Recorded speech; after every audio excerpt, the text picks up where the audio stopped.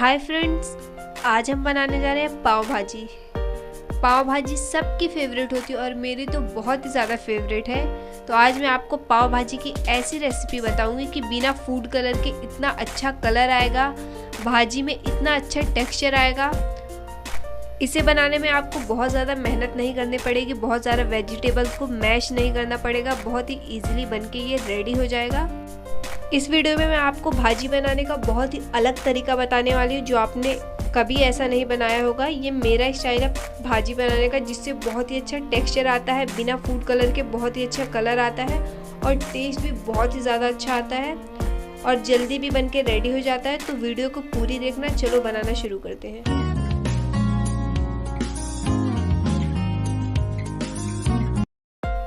सबसे पहले pressure cooker में सब्जियों को बॉईल कर लेते हैं। यहाँ मैंने एक गोभी ली थी, ये गाजर ली थी जिसे छील के कट कर लिया है, और ये सीज़न की फ्रेश मटर है। फ्रेश मटर से बहुत अच्छा टेस्ट आता है, तो आप ट्राई करें। अभी तो मटर का सीज़न है, तो बहुत ही अच्छी और टेस्टी भाजी बना के आप खा सकते हैं। ये मैंने 3 मीडियम साइज़ के आलू कट करके ऐड किए थे, थोड़ा सा नमक अभी ऐड किया है और अब इसमें पानी ऐड कर लेंगे। पानी यहाँ आपको ज़्यादा ऐड करना है, अच्छी क्वांटिटी में आपको पानी ऐड करना है। वो क्यों मैं आगे बताऊंगी। यही तरीका है जिससे भाजी बहुत अच्छी बनती है। तो आप यहाँ ज़्यादा पानी थोड़ा ऐड करके इसमें 4 से 5 सीटी लगा लें कि वेजिटेबल्स अच्छे से गल जाए। देखिए चेक कर लेते हैं। देखिए टच करते ही वेजिटेबल्स मैश हो रही है। तो बस यहाँ आपको ज़्यादा टाइम नहीं, 2 से 3 मिनट लगेगा। आप चाहे तो किसी स्पैचुला से या ऐसे वेजिटेबल मैश करने वाला हो आप वो ले लें और वेजिटेबल्स को अच्छे से यहाँ वेजिटेबल जब गर्म हो तभी उसे मैश कर ले, इससे इजीली मैश हो जाता है। और इसमें जितना पानी अभी है मेरे वेजिटेबल्स में, इतना पानी आपके भी प्रेशर कुकर में होना चाहिए, क्योंकि पानी हमने ज़्यादा ऐड किया था। यहाँ भाजी का टेक्सचर आपको कैसा चाहिए आप अपने हिसाब से मैश कर सकते हैं। अब ये मैंने एक कढ़ाई ले ली है, भाजी बनाने के लिए बड़ी कढ़ाई ले जिसमें आप इजीली मैश कर सके वेजिटेबल्स को। यहाँ मैंने 2 टेबलस्पून बटर ऐड कर लिया और 1 टेबलस्पून ऑयल। इसे अच्छे से गरम कर लेंगे और इसमें थोड़ा सा ज़ीरा ऐड करके उसे भी भून लेंगे। यहाँ बटर आपको कम ज़्यादा खाना पसंद है, आप अपने हिसाब से ऐड कर सकते हैं। अब इसमें 4 हरी मिर्ची जिसे बारीक कट कर लिया है वो ऐड कर देंगे, और ये 2 मीडियम साइज़ की प्याज थी जिसे बारीक कट कर लिया वो ऐड कर देंगे और इसे भी थोड़ी देर तक अच्छे से भून लेंगे। या प्याज को कलर चेंज नहीं करना, बस इसे सॉफ्ट हो जाए इतना ही भूनना है। देखिए थोड़ी देर हमने भून लिया है, प्याज सॉफ्ट हो गई है। अब इस टाइम पे एक बड़ी शिमला मिर्च जिसे बारीक कट कर लिया वो ऐड कर देंगे। इस पॉइंट पे आपको जो भी वेजिटेबल्स यूज़ करनी है वो सारी बारीक कट करके ऐड करनी है। और अगर आपके पास शिमला मिर्च ना हो तो आप बिना शिमला मिर्च के भी बना सकते हैं। ये 3 मीडियम साइज़ के टमाटर थे जिसे बारीक कट कर लिया ऐड कर देंगे। ये 1 टेबलस्पून पाव भाजी मसाला था ऐड कर देंगे। आधा टेबलस्पून कश्मीरी लाल मिर्च के कलर के लिए ये थोड़ी सी तीखी वाली लाल मिर्च ऐड की है और आधा टेबलस्पून कसूरी मेथी ऐड कर लेंगे। और यहाँ आधा टेबलस्पून के करीब नमक ऐड कर लेंगे। नमक और मिर्च आप अपने टेस्ट के हिसाब से डालें। हमने बॉईल करते टाइम भी नमक डाला था, तो आप इस हिसाब से नमक डाल लें। सारी चीज़ों को थोड़ी देर तक हम भून लेंगे।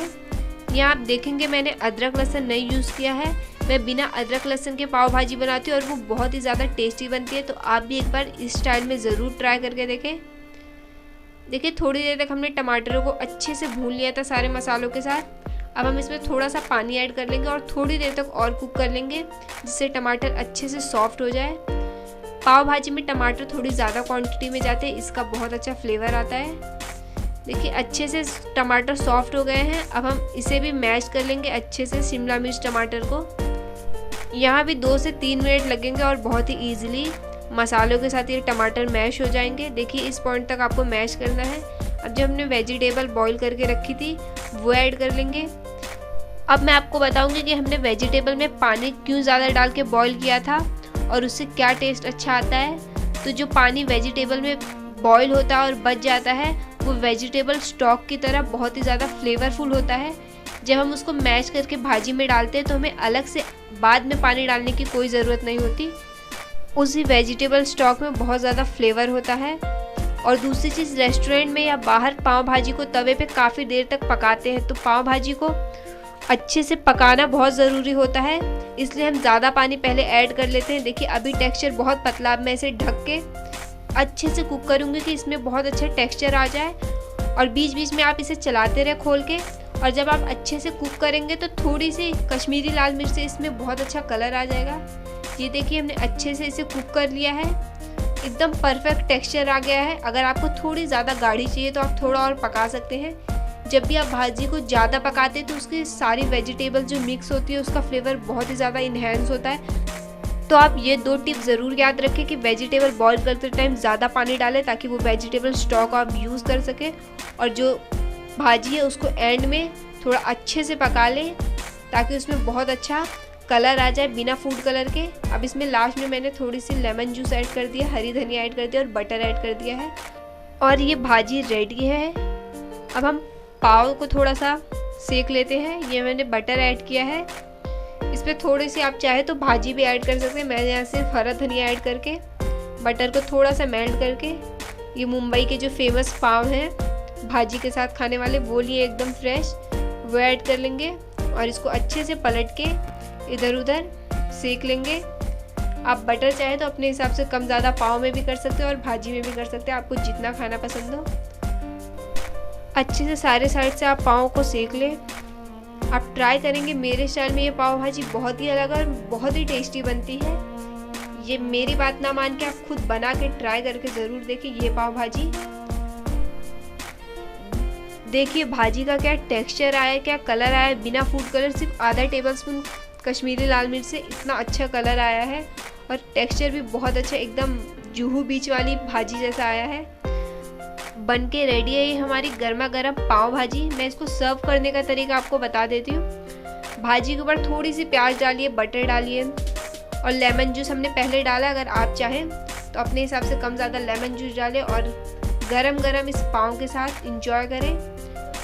सारे टिप मेरे फॉलो करके बनाएंगे तो एकदम रेस्टोरेंट वाली पाव भाजी का टेस्ट आपको घर पे आएगा। वीडियो कैसे लगी मुझे कमेंट करके ज़रूर बताएं। अच्छी लगे तो लाइक कर दे, चैनल को सब्सक्राइब कर दे, बेल आइकन भी हिट कर दे। Bye bye.